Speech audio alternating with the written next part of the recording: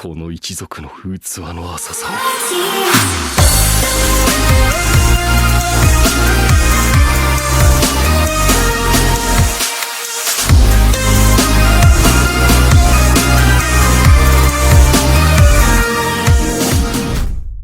Hello YouTube, today I'm going to show you my team for slasher mode as well as any tips that I've learned along the way. Now I'm by no means the best when it comes to slasher mode, and I'm sure my setup is nowhere near optimized yet.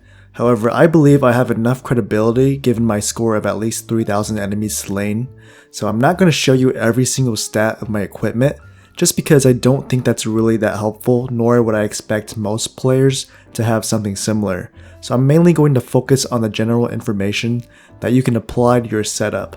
Starting off with my team, I obviously have Kane, followed by Belphegor, Kana, Mary, and Lilith. If you're relatively new, you're probably thinking why I don't have a healer. The main idea behind this is that if your team is strong enough to mow down the enemies before they can do damage to you, then you won't need a healer. This is usually the case when you've been playing the game for a few months and your team's decently strong. If you're relatively new, then you can just replace one of the characters with a healer. The setup I used to run before was Yui, Lilith, Mary, and Belphegor. Also note that your team's health is restored at the beginning of every round, so you just need to be able to clear the wave and boss without dying. I use Belphegor because she's a strong and fast damage dealer whose passive skills buffs both her and the team with the more enemies she kills. Her active skill greatly boosts her damage output, turning her into a shredding machine. I use Mary and Lilith for the same reason, being that they both have a haste skill similar to Belphegor. Haste in slasher mode are incredibly strong when combined with monster penetration and cooldown reduction. Monster penetration allows them to hit more enemies, and cooldown reduction allows their haste skill to be in constant use. To get more monster penetration, I would suggest equipping them with either the Mistletoe or Durandal swords and refining those to have attack lines and cooldown reduction lines. Additionally, you can refine your ring to have monster penetration and cooldown reduction as well. I would recommend getting at least 3 monster penetration on your ring and close to 50% cooldown reduction total. However, you could probably get by with having 40% cooldown reduction. This will ensure Mary and Lilith's haste skills are as active as much as possible. And lastly, I have Kana in my last slot for a few reasons. The first being her active skill is used to one-shot the bosses. The second reason is because she has a passive skill that blocks 16 hits when maxed. Mary has a similar skill that blocks 12 hits.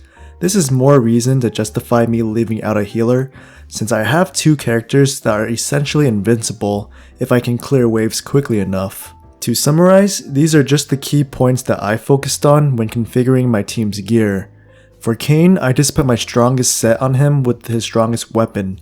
In this case, I have him wearing a witch set with Ascalon. For Mary and Lilith, I just make sure they both have a monster penetration sword with attack and cooldown reduction lines.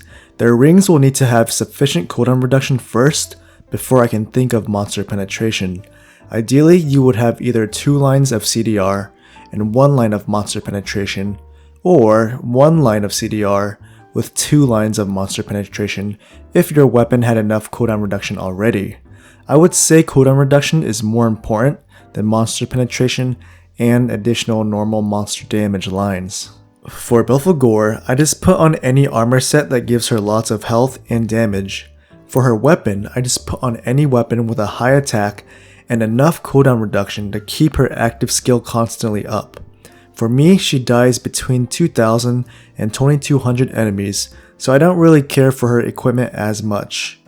And for Kana, I just put my second strongest DPS set on her and make sure she has 60% cooldown reduction so that I can use her ultimate to one-shot the bosses frequently.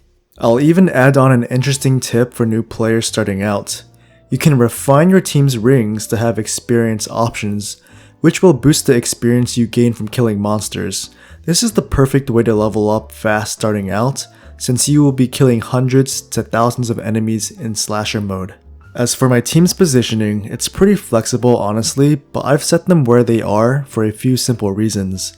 Belphegor is melee, so that's why I put her in the front, so that she reaches the enemies quicker. I then place Kana and Mary behind Belphegor since they have blocks and can tank for Lilith who stands in the back. So the three of them will pretty much be protected, whereas Belphegor usually dies somewhere after 2000 kills for me simply because she's not that strong yet and has no blocks or heals. When it comes to using auto or manual, which method do I find better? If I'm really lazy, I may just leave it on auto. However, if I just want to break a new record or make sure I get past a certain number of enemies killed, then I play on manual. I typically leave it on auto until roughly 1000 to 1500 kills. This is because my team just shreds the enemies so quickly that they don't waste any time. However, after about 1500, I change it to manual so that I can optimize Kane's 3 active skills along with Kana's active skill to one-shot the bosses. If I had left it on auto, then Kane along with Kana would likely waste their active skills on weaker enemies as opposed to using them on the bosses. This will cause your score to be lower, which is why I changed to manual once I see that their basic attacks are not one-shotting the boss. Finally, I'll answer some questions that I see many people asking, and these are just my own opinions. Number 1, what are the slasher reward milestones? Here's a picture of the supposed rewards. Basically, the higher you go, the higher chance of getting brilliant scrolls. Take this with a grain of salt, since it can always be changed with future updates. Number 2, who is better to use, Light Kane or Fire Costume Kane? In my personal experience, I found more success with Light Kane, reason being that I already have Kana on my team who's a fire type, so having Light Kane gives me that elemental diversity. Additionally, more dark type enemies appear after 3000 kills. Number 3, for new players, what should I use my slasher coins on first? I would recommend getting the ring first since you'll likely not have many 5-star rings if you're new. I would then recommend getting one of each of the remaining set pieces so you will have a full set. After this, I would continue to buy duplicates of each of the pieces to transcend them. I would honestly start with transcending either the chest armor or helmet first since this will give your character additional survivability, which I feel is more important than getting a little bit extra crit damage on the ring. However, you could start with maxing the ring out first. Number 4, if I could change something to improve my team for the future, what would it be? If I could change one thing about my team, I think I would eventually take someone out to put Artemis in once I've upgraded her a bit more. After 3000 kills, your team is going to need slightly more crit rate, and Artemis will be able to provide that, in addition to having a strong active skill that can one-shot bosses. If I could, I would also have my rings with a perfect amount of monster penetration and cooldown reduction. However, I only have monster penetration on like 1 or 2 rings, and it's not much. Well, that concludes my short video on who I use for slasher mode. If you found this video informative, then please give it a like. It really helps me out and lets me know whether or not you thought it was a good video. If you have further questions about anything, then please let me know in the comment section below. If you agree or disagree with something about my setup, let me know. I'd surely like to improve upon it. Thanks again for watching, and I'll see you in the next one.